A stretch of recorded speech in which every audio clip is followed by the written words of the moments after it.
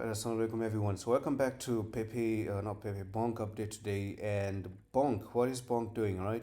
So yesterday I did try to enter Bonk. I got stopped out a little bit. I took like 2, 3, 4, 5%, I guess, risk, and kind of got stopped out two times with Bonk. But is Bonk in a bad position? Maybe, or maybe not. So let's actually try to navigate what's happening here. So what I saw and what I actually talked about yesterday was this little bit of a support line right there. Now, this may be a small issue, okay? This could be a little bit of an issue because when you kind of make this symmetrical triangle, here's where I actually entered the trade. I actually entered it right over here. Do you see that? Right at the support. So it was actually right somewhere here at 2983, and I was actually thinking of putting a stop loss at 285, 26 something as well. But unfortunately, we did get stopped out, and this finally does look to me like it did lose the support. Now, can it be a fake out to go back up and push higher? Maybe.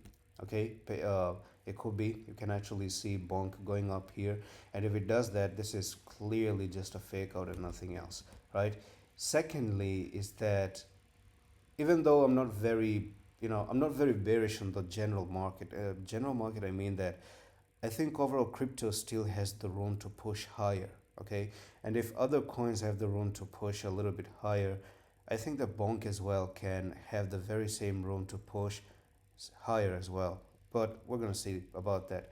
Unfortunately, on the EMAs, it sort of lost this EMAs here, the 10, 20, and the 55, and now we're kind of coming back up to retest the EMA and retest this broken trend line because this really did get a little bit difficult to trade, especially now that you came down, took all the stop losses, and now you're making it back up. So I don't know, if Bitcoin does continue to raise all the way to 79,000. I think Bitcoin is going to make it 79 or $80,000. So it offers, it offers, what do you say?